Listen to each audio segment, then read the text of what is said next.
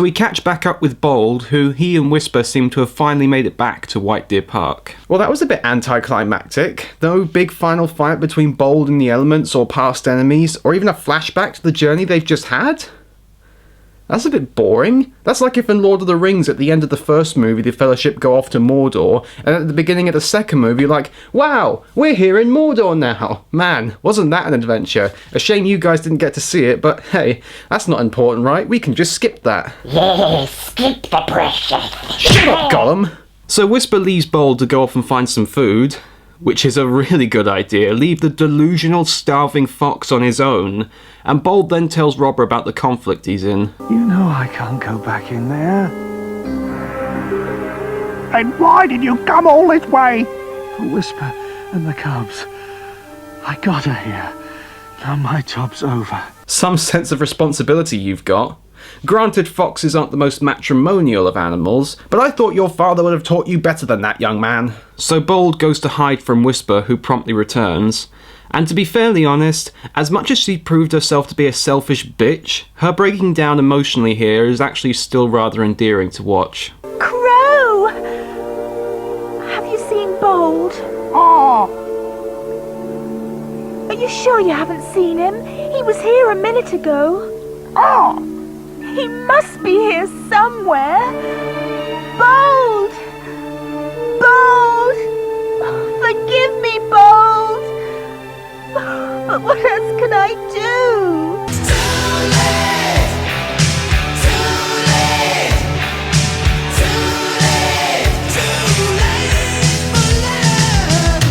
Bold now lies happy in the knowledge that his mate is now safe, and he seems to have pretty much basically accepted death at this point. He's literally fallen down and is letting death come naturally. That's a bit of a grim concept to present to kids. Hey kids, are you too tired to do the task in front of you? Well then just lie down on the floor and wait to die. It's really not worth going on. To be fair, from a pure literary point of view, to see a character who has tried so hard to be his own identity and survive in the real world, only to see him fail and lose everything is quite powerful and intense, but I think it really does kind of work, showing that perseverance and dedication isn't always enough, and sometimes there are going to be things in the world that will crush you no matter what, but you can still do good things with the little that you have, shown how Bold willingly takes Whisper to White Deer Park with his last breaths, even though he didn't want to, and it really is quite a bittersweet message and can apply to kids and adults, and I really respect the show for that, and I can't help but be moved by it. Shut up, this show is not reflective of my life, now go away!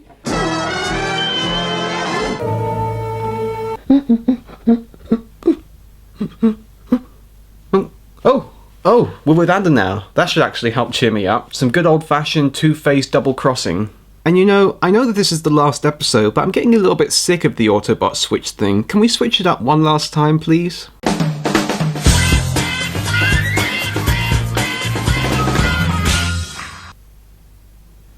Actually, you know what? Just stick with the Autobot one.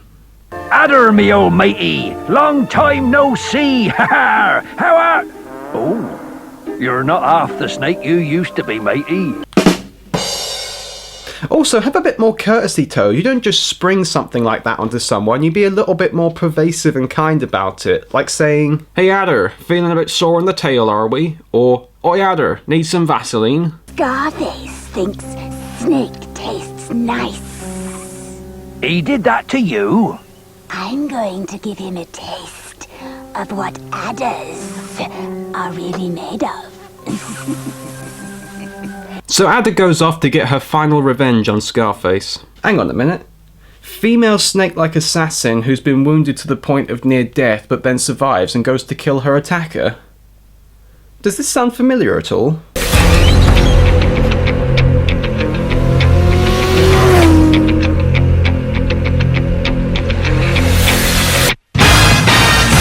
Okay, so you better go do that then. Oh, and it seems that Toad hasn't got much of a sense of marital responsibility either. I hope you're looking after Paddock, Toad. She is your responsibility, you know.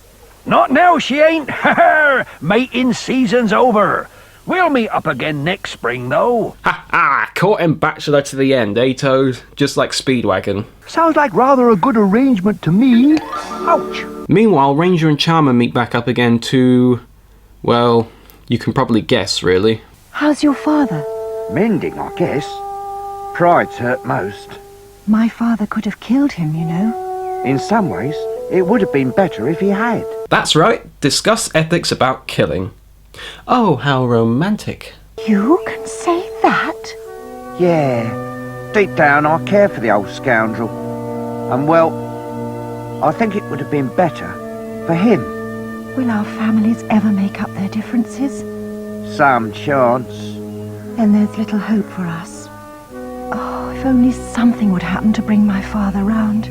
Something, eh? Well, it seems like something's just around the corner. Speaking of which, we cut back to Scarface, who seems to be in surprisingly good condition after having his ass handed to him by Fox in the last episode. And he's just in the middle of Jesus!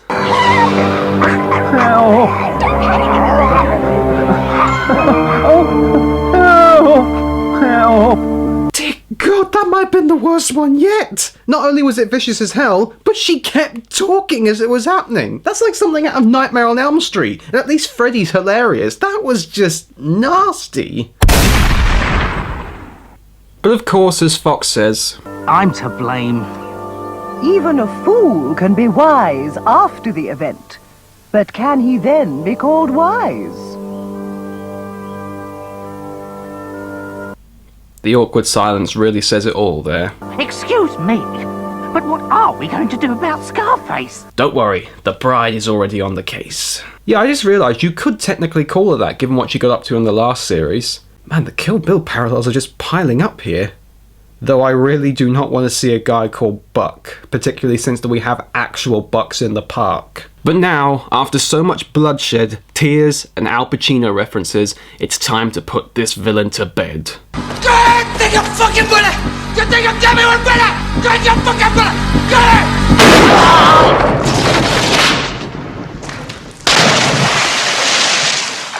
Bitch. You don't have a future. You! The same. What you've forgotten, Ada, is that I am not the end of my line. I will be avenged. We shall see. Ada's right about that one, though we'll see that in a minute. And yes, while Scarface is not quite dead yet, this is truly the end for him. Farewell, you horrible, abusing, anti-Semitic piece of shit. You will not be missed. Whoa, slow down there. Just because I'm being premature doesn't mean you can be too.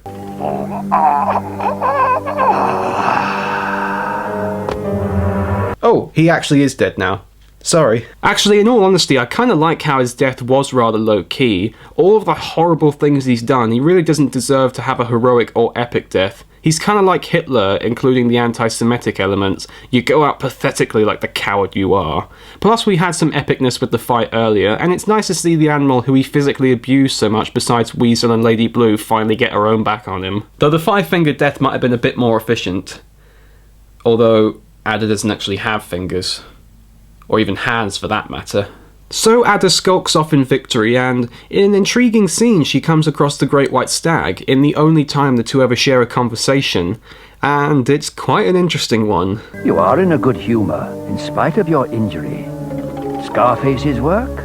How did you guess? I've heard something about it.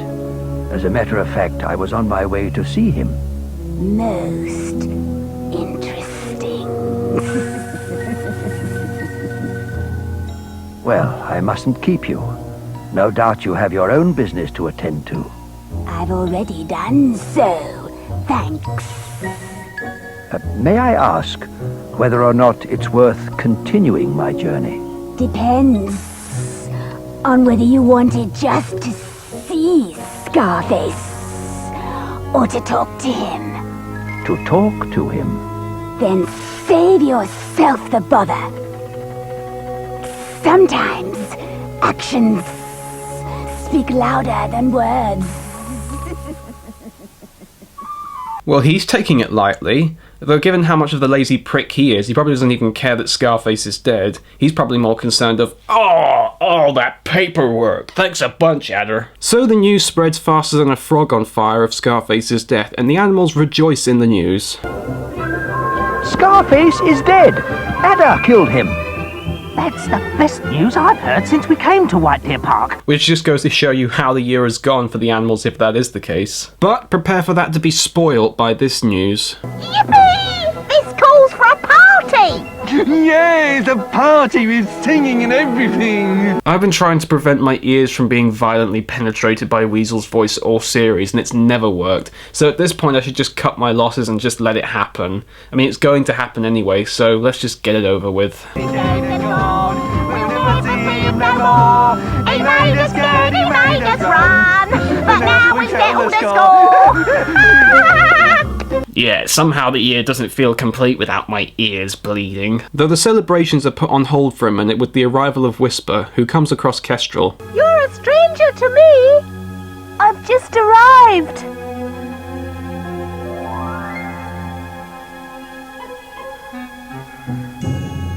There's a stranger in the park. A red fox. Could it be Bold coming back? No, she was a vixen. Shall I go and see, Father? Looks like Friendly's creeper nature has come through again. Looking to get some tail, are we, son? So Friendly, Ranger and Charmer go off to see Whisper. And thank God I threw Kyle in the dungeon, because I really don't want to think about what the caption would be in this situation. Then again, how exactly do you even introduce yourself in this situation? Hello, I met your brother, basically forced him to make me pregnant, then I dragged his half-dead body here, and now I've lost him. How are you doing? Hello. I was looking for the Farthing, Fox and Vixen. Who's asking? Jesus, Friendly, are you this antagonistic with everyone you meet? I wouldn't want to be the Fox equivalent of Jehovah's Witness with you. You're Bold's mate. Oh, but you're welcome, welcome. How is my brother? I don't know. I left him just outside the park. I went to get some food. He was ill and exhausted. When I got back, he'd gone. I looked everywhere, but... Bold's just outside the park. Then we must go to him. Mother and Father must know. They aren't far from here. We'd better fetch them. I guess they must have gotten elocution lessons from Badger. Either that or the Wachowskis took over direction for a minute, because there were no contractions in that entire scene and everyone spoke as formally as they could. Oh, and here comes a Friendly Phase, who tells the group that she's just killed Scarface. Right in front of Ranger! I've got news. Go on then, don't keep us in suspense. I just killed Scarface. No. What? Ada's got some serious scales be sitting right in front of the son of the fox she just killed. I've seen chronically depressed lemmings with more of a sense to live than that. Oops. Better make myself scarce. But Lady Blue comes across Scarface's dead body and, well... Oh, my love. My love. What have they done to you? Oh, my dear love. Trust me, Blue, you are better off without him. There are much kinder foxes left in the sea.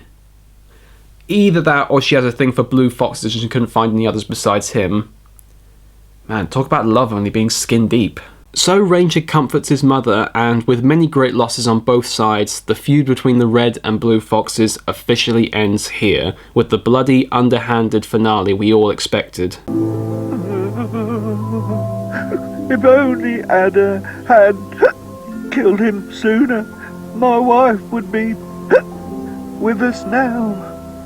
I could say the same about my wife. Yes, I'm sorry. Sorry, I'm sure. Fox also lost a cub. Remember Dreamer? Scarface is coming! That fooled ya! Really, Weasel, that was cruel. cured Rabbit's hiccups though, didn't it? She's right. It has. Oh, but let's not forget about the hilarious hiccup subplot. Whoever's idea it was to keep putting in these ridiculous, stupid comic relief set pieces needs to go back to writer's school and learn how pacing and mood killers work. And no, I don't care if it was in the books, it's still annoying when it takes us away from the lovely, lovely violence. Gripping story. Thankfully, we do move away from that, and Whisper meets up with Fox's family, who I'm glad to see have welcomed her with open arms. Although maybe she should be given some grief and not to be trusted after what she's done. Who then tells them that Bold has gone missing, and Vixen, Fox, Ranger and Charmer go to find him, Whisper staying behind saying that the image of Bold die would be too painful to see. Well, at least she's got some sense of soul and heart left in her. Fox also tells Friendly to stay with her. Great idea, Fox! Don't let Bold's only brother be there on his deathbed. No. Get him to look after his girlfriend. Haha. Topping idea, sir. Father of the year for sure. But yes, the four of them go to find Bold, which in turn leads to what I believe may be the hardest scene to watch in the whole series. Not because it's bad, not because it's gory, but because it's so heart-wrenchingly sad. If you think you can handle this scene, then go ahead. I'm just going to let it play. It deserves to be shown in its entirety. But quite frankly, I think I need to be reminded of more happier things in life. Sunshines, rainbows, shiny Pokemon. Are you the Farthing, Fox and Vixen?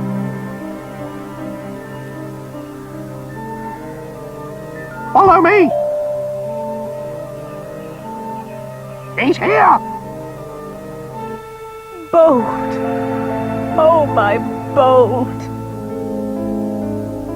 Mother, is it you? Yes. And your father. He's here too.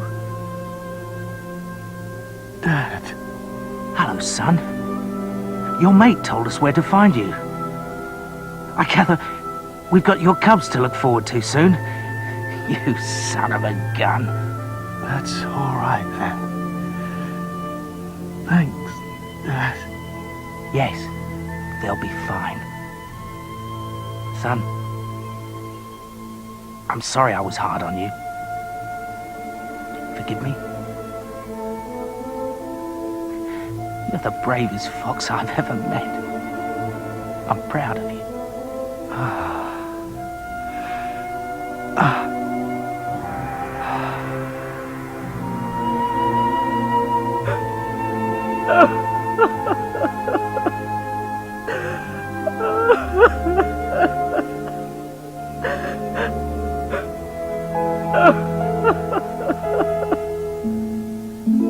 Daisies, sunshine, reference shirts. Is it over? Oh, thank God. I can never watch that scene without tearing up. And so, the story of the bravest and most heroic fox of them all ends at the same place it started. It's so poetic. Man, 28? Talk about stepping up your game here. I think slasher movies have less of a high body count than that. But the story of the adventurous young son of a worship legend who went around the land and taught the values his father taught and died for innocent lives shall live on forever. Oh yeah, and Bold died too, but I just felt like talking about Jesus at that point. And so this series, in quite the contrast to the last one, ends on a very bittersweet note. You're too late. Ranger too has had his loss. Ada has killed his father. So, someone else did the job for me. Perhaps it's just as well.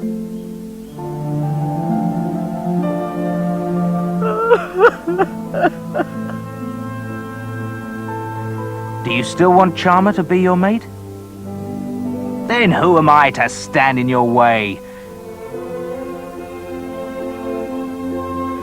Perhaps your union will bring peace to both our families. A new beginning for all of us.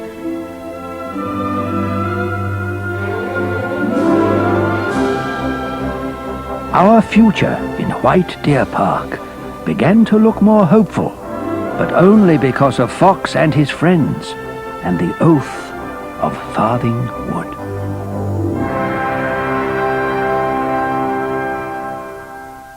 Well, final episode, what to make of it? Well, it definitely just had a little bit more of a laid-back feel, allowing things to just happen a little bit more casually, but I do like that. It gives more of a sense of feeling of nature and a communal element to it, and the final note, while being a bit of a downer with Bold's death, is brought up by the final and official joining of Ranger and Charmer and the final narration given by the Stag. The whole episode, in some way or another, brings the major plot elements that were introduced in the series to an end, and done to varying degrees depending on which plot it was. I'll get to that in a minute. But there is an end to almost everything, which I have to give it credit for in that regard, and the final moments where you see the animals, in some cases for the last time, is nice, and while the Hiccup subplot was irritating to watch, it does at the very least allow for some of the more minor characters to just be themselves and express their character and personality one last time before the end of the series. And the whole tone gives the feel of as one story dies, a new one is brought about, which is a really great way to do things, and gives a subtle note to the follow-up of the next series without being a demanding element that a sequel needs to happen. Most of the characters come to the end of their paths they were put on for this series, and the end of said paths are either proper and deserved endings, or enough to tie you over until the next series. Much like how the last episode was very reminiscent of the last series' penultimate episode, this episode is very reminiscent of the last series' final episode as well, having the main conflict be mixed in with some of the more light-hearted moments and the main conflict itself happened a bit more slowly than it had been in the previous episodes. However, there's one thing that last series' final episode had that this one is sorely missing: proper, definitive closure. So Close So Far did have a proper bookended conclusion to everything that happened in the series. This one leaves it a bit more up in the air, and while it is an end to the story arcs, there's a difference between the end and a proper conclusion. Yes, Scarface dies, but we never see any of the other Blue Foxes again, so it doesn't have quite as much of a knock-on effect as you would think. Not even in the next series do we see them other than Ranger. Even the book made it clear that they left the park never to return. Here they say nothing other than a tacked-on message about peace between the two families, which again, we don't actually see in the next series. Same goes for the comic relief subplot, as unnecessary as it is. You could have at least given it a proper conclusion, but even that doesn't get one. The only exception is Bold's story, and even then we never see Robber again, so we don't know what happened to him after he met Fox, but at the very least that storyline had a proper conclusion to it, and any loose ends were thankfully picked up in the next series. Despite that though, I did think this was a very enjoyable episode, and so the outcomes that came from it, while a bit loose-ended, did actually make sense, and I felt that it was the proper conclusion that they were coming to from how they led up to it. And while it did have a bit of a morbid element, it had a soft sell and upbeat note to it, which is what Farthing is all about. But we may be at the end of our story, but of course we're not at the end of our journey, so join me because I'll be going over the overview of Farthing Series 2.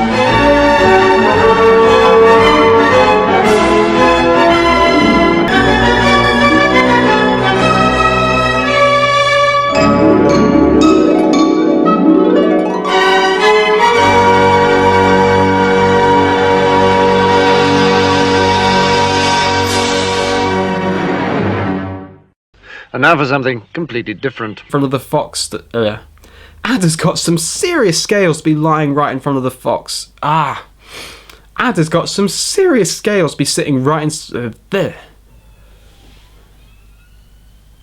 My ride's here.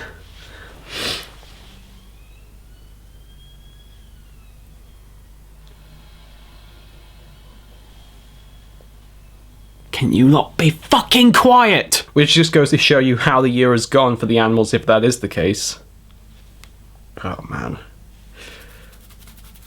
Oh, it's the worst thing to get when you're filming. Blocked nose and itches everywhere. So distracting. That was like the most prima donna thing I've ever seen. Oh, my nose, my itches. I can't go on. Just give me a vodka martini and I'll be in my trailer. One last blooper for one last episode. I didn't even know what I'd be able to do for this blooper, but hey, I found something. So, thanks everyone, and see you next week.